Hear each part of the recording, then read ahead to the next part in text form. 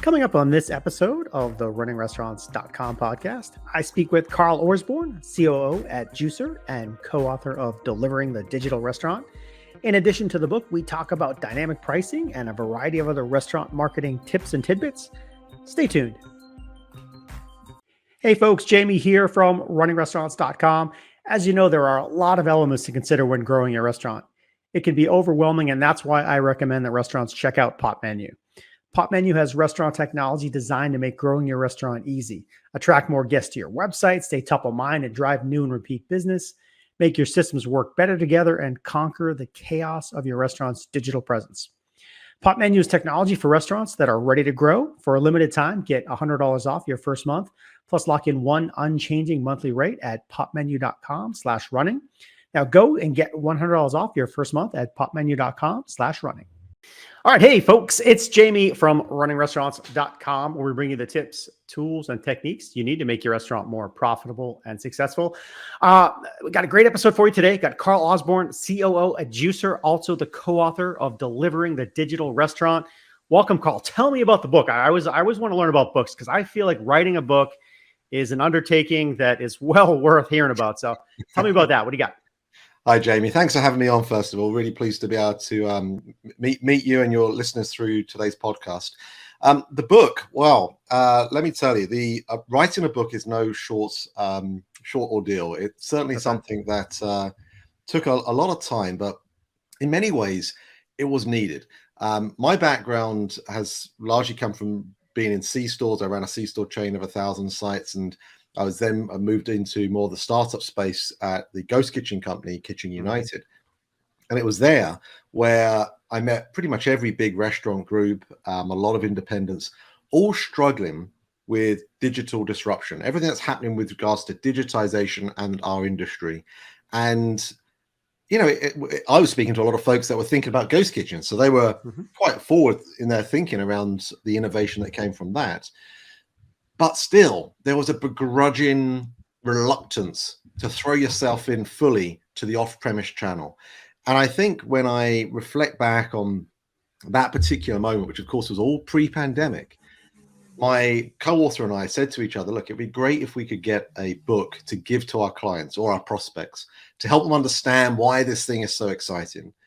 And we went, yeah, that's a great idea. Let's go on Amazon and look for such a book.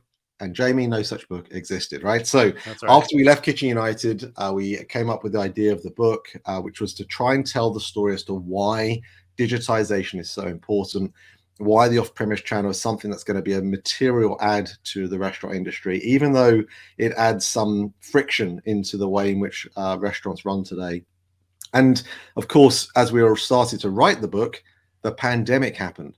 And I tell you one thing, Jamie, if ever there's another pandemic, write a book, because if you have writer's block, you can't go anywhere. You just got to keep going, right? So it was a really interesting experience. Right. We interviewed over 100 different executives in technology companies, restaurants. Yeah. I tried to tell the story as to why this is something to be excited about. And, you know, the book has become a bestseller in the US and a number of other countries. We've just spoken to the Romanian Restaurant Association that are going to get it translated into Romanian, which you believe. Man. Okay. And we've got another book coming out. It's called The Path to Digital Maturity. Comes out later this month.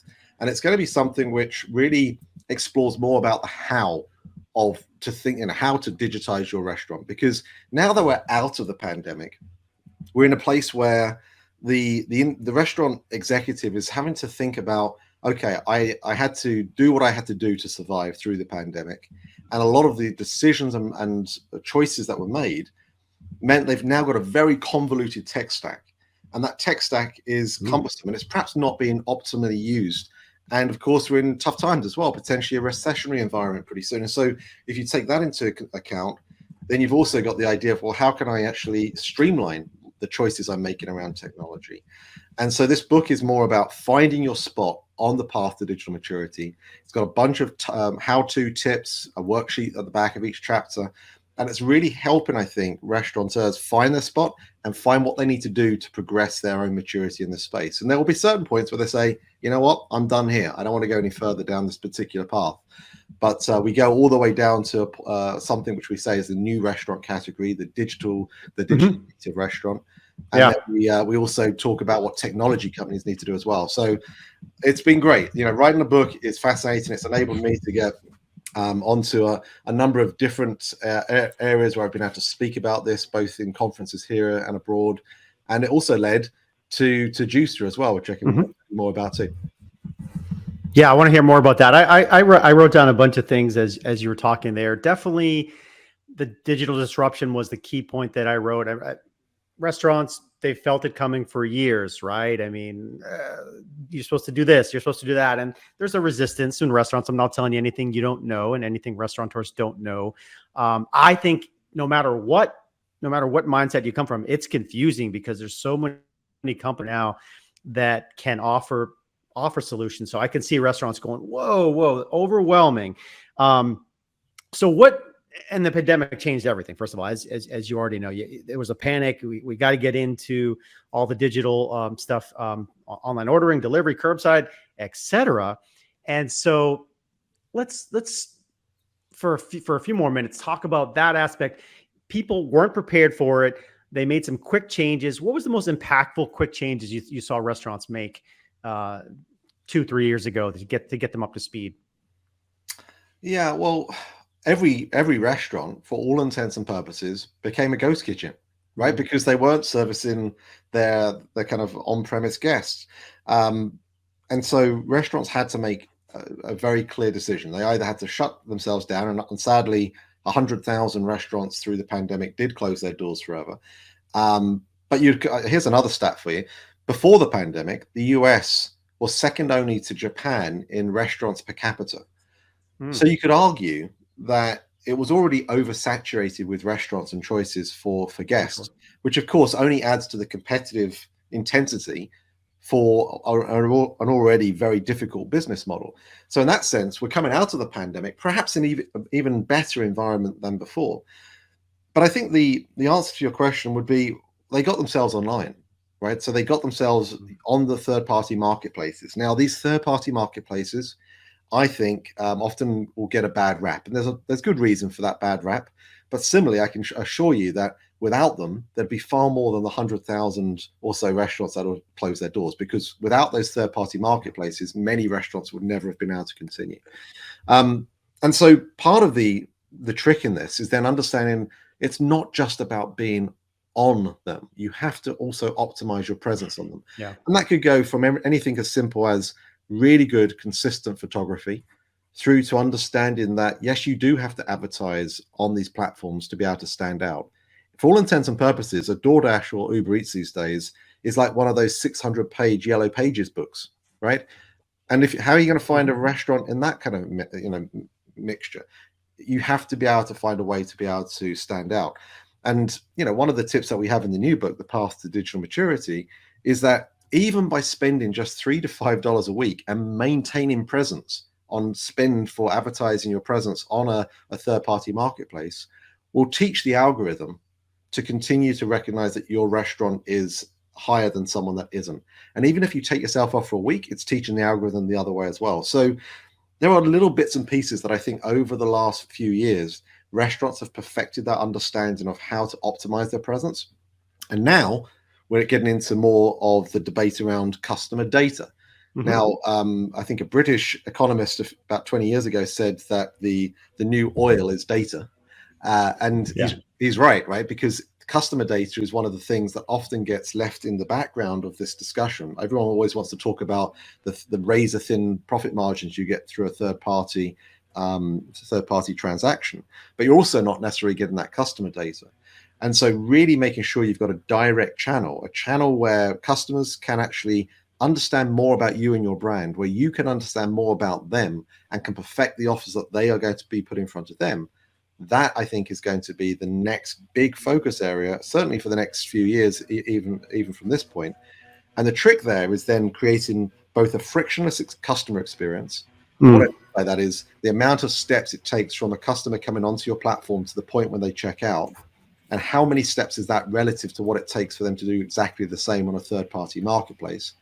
The frictionless experience, and then an ability for the restaurant to convert customers that perhaps have discovered your restaurant for the first time through a DoorDash, but now want to find out about, well, how can I develop that relationship with you? And you have to be able to find mechanisms like, give a free entree away, or give them something which might even be a loss leader for you and your restaurant for that next transaction, but only if they purchase through you and your direct channel.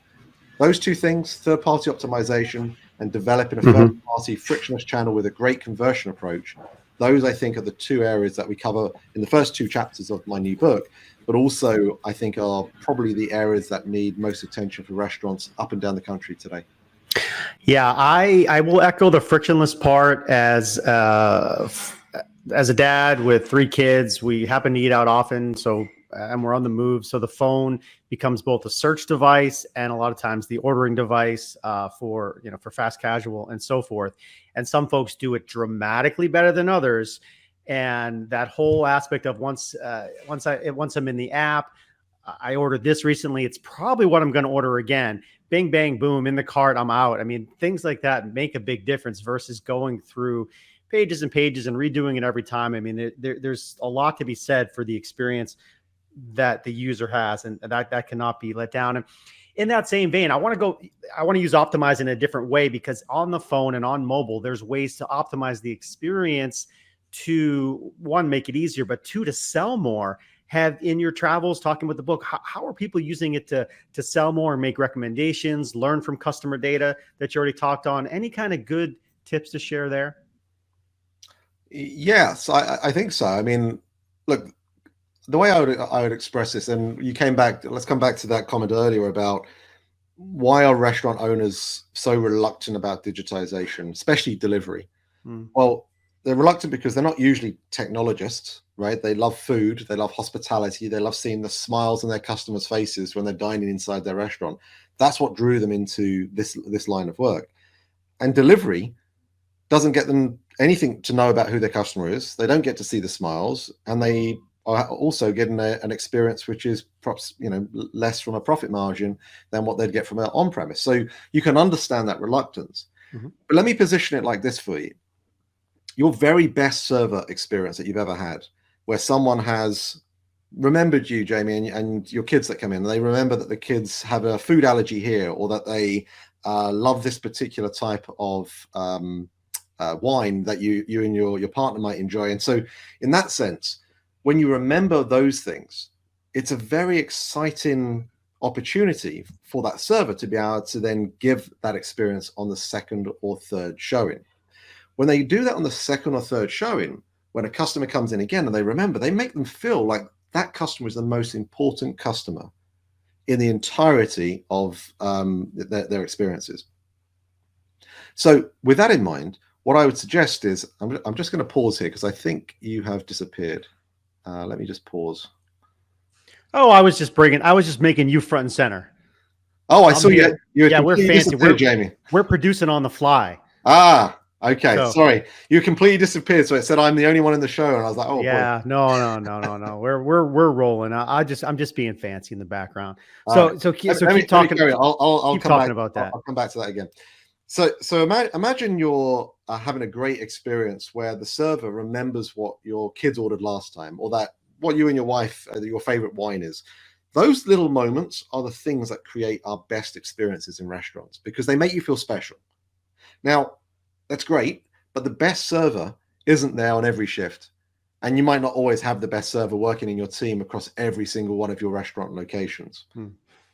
But with customer data, you can make that experience happen each and every time. And I think that is the piece that is so excited about. If you use customer data correctly, how can you indeed make that happen? So what do I mean by that? Well, think about the best e-commerce company out there today, Amazon. Now, Jamie, sure. your homepage on Amazon is completely different to my homepage, right? So even where you're now starting to see on Amazon recommended for you, or buy this again, that will be the future of a digital menu, where they recognize that I might be gluten intolerant. And so why put any items on my menu in front of me which have gluten in? Makes no sense at all, does it? If I'm there ordering it. That's right. So it's things like that, which again, you can differentiate on a digital platform. Now, are some restaurants starting to do this? Well, they are in a way. I mean, Taco Bell, for example, has the veggie mode on their kiosks on premise, where you can actually press a little button, and suddenly all you see are menu items which just have vegetarian friendly items. And I think those are different things that can happen when you can use customer data. But if you can use it to create a one-to-one relationship, that is the journey we're on. We're on a journey now where we're actually going to be able to get to a place where customers actually feel like they're getting an Amazon type experience. We're not there yet, but we're heading there. Well, I'll just digress for a second. My Amazon page loves me because I swear to God, we're VIPs and we order everything under the sun from those people. But they are the classic example of who does it well. I mean, they suggest one thing, yeah, you like this, you might like that. You come back, you've just looked at, you may be interested in. I mean, those are the things that encourage sales. So absolutely, everybody can obviously learn from them. Without fail. So let's go to Juicer for a little bit, and we can ping pong back and forth to other stuff. But let's talk about what you guys do there. I'm very curious to hear that because that's taking tech in a different direction as well. What you got? Yes. Well, my co-founders have all come from another industry, hospitality, travel, and in many ways, Jamie, when you think about technology disruption, well, hotels and airlines have been through a digital disruption themselves, right? It just happens to be a number of years earlier. And so my co-founders, Drew Patterson and Ashwin Kamlani, they're both from the hotel, and Drew was the previous CEO of JetSetter, and he was the founding CMO, I believe, at Kayak. He's seen this thing before, and he spoke to Ashwin, our CEO, and he said, look, this thing that's happening in restaurants right now is pretty interesting, isn't it? Because when you see what they're going through with these marketplaces and the pressures, it's very similar to what Expedia were doing and what Kayak were doing back in the day. And so with that in mind, why don't we think about what happened in our industry and see that that's probably going to come our direction as well for restaurants. And so in that regard, he said, well, what's the next thing? And the two of them just said, well, pricing. You know, when you've got this ability to take dynamic pricing in the same way as we saw it in hotels and airlines, then why couldn't this happen for restaurants too? And so they reached out to me, when was it, December time? They just read the book and we were having a chat about it. And I said, look, this makes so much sense because much like we were just talking about with the customer experience, prices also give you an opportunity to actually help restaurants. And it also helps you help the guest experience too. You might go, well, what do you mean by that? Well, I wrote an article for Nation's Restaurant News in June of 2022 with Meredith about the idea of throttling and how throttling is bad for restaurants. Now, for your listeners that perhaps don't know what throttling is, it's where you actually turn off your digital gateway for orders. You turn off your marketplaces or you turn off your direct channel because your kitchen is too busy. It's a busy Friday night and you're focused on your on-premise customers. And I advocate in that particular article to say, look, this doesn't make any sense at all. You would never shut your doors on a busy Friday night to your on-premise guests. Why on earth are you doing it to your digital guests that might be discovering your brand for the very first time?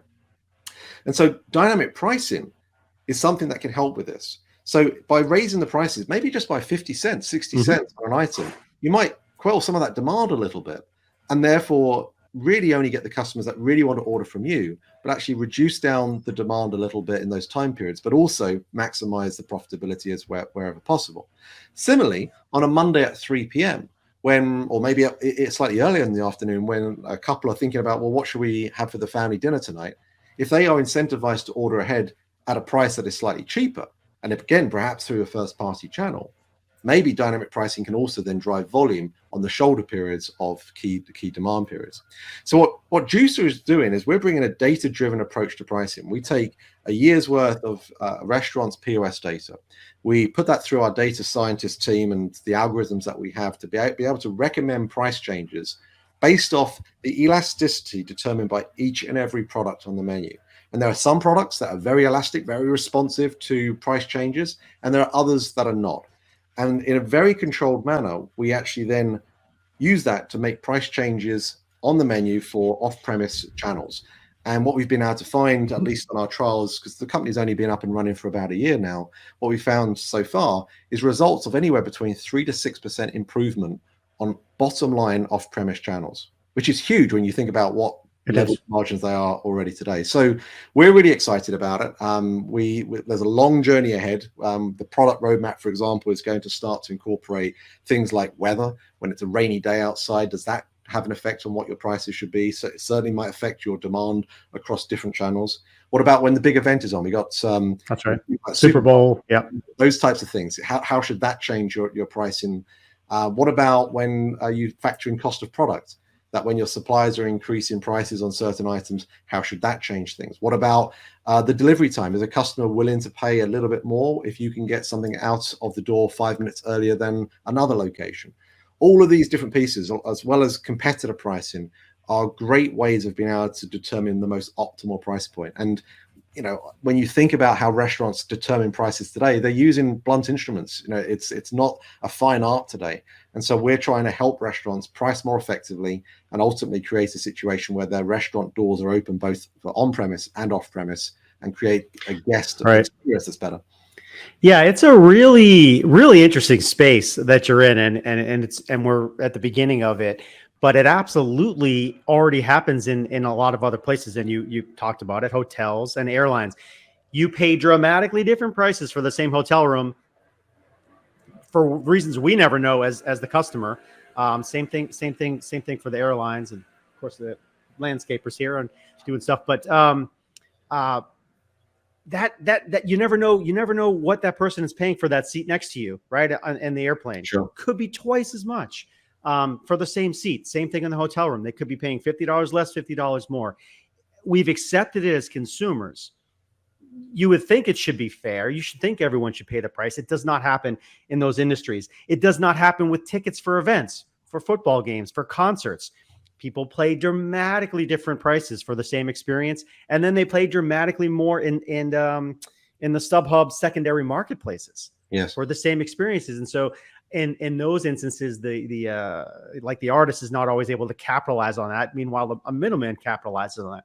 Now you guys are, I'm just talking offhand because stuff you already know, but restaurants, how can you capture the full dollars that are available? Some people are completely flexible to pay more on a Friday night for a special celebration at this restaurant that they want to spend. So you don't always have to charge the same rate. And I'll give you a super basic example of this. I was out your way in California last week, and we were new restaurants. So we walk up to one place, and the menu board is lunch prices, dinner prices.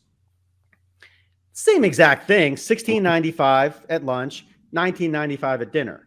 Well, I know that's not an uncommon thing, but it's also like, hey, it's the same thing. I'm just coming later, and you're charging me more because it's dinner. So it's not a completely new idea that prices are different at a different time, but to be dynamic on a phone where the price is never really set, or on mobile, or like all the stuff you're talking about. And I want you to elaborate more because you know much more about it, but the price can just come onto the phone. And I could say, oh shoot, I paid $7.95 last week for my hamburger, but it's $10.95 today, but shoot, I'm hungry. Boom. So I'll let you go because look, some background on my side. I think that example of lunch and dinner prices is a great one. I would say happy hour is probably the most obvious dynamic pricing moment, right? Where you actually have prices low during a particularly low demand period, but also a great opportunity to grow the average trade value because people will buy more. One thing I will correct just on our thinking around it is that we don't anticipate such sizable shifts that you might see in a hotel or an airline ticket. We don't see the equivalent of Uber surge pricing being the right thing to do for restaurants.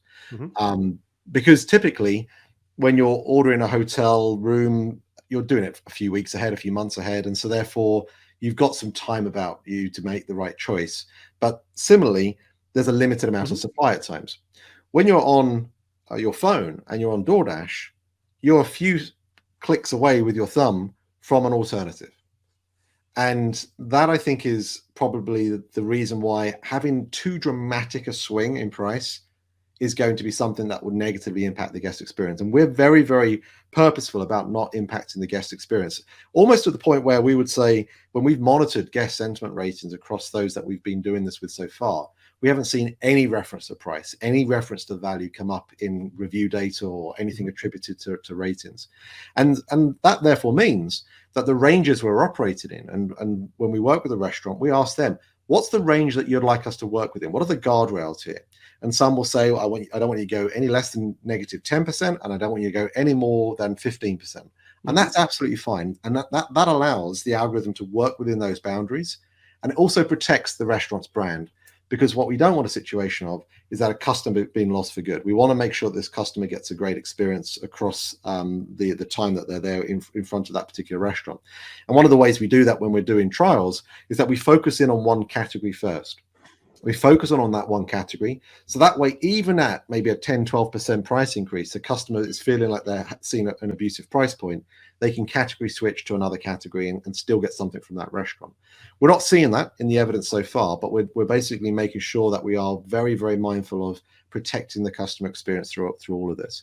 And I think it's because of the plentiful amount of restaurant choices that someone has, especially in the digital environment, that you're not going to see surge pricing become a prevalent force, at least for restaurants. Yeah. Yeah, it's a very, very interesting point. Yeah, you definitely can't go dramatic swings of double prices and so forth. But there's definitely that flexibility where the customer is, again, willing to pay both up and down. Definitely what the regions you talked about, and perhaps even more in some cases, for sure. So very interesting stuff. I want to stay in touch. I want to bring you back because I want to talk more about this stuff. Anything as we close that we didn't touch on, that you want to touch on, that you want to send them to find the book, send them to the website? What do you Sure. think? Well, please check out, I'll give you both websites. The book is deliveringthedigitalrestaurant.com.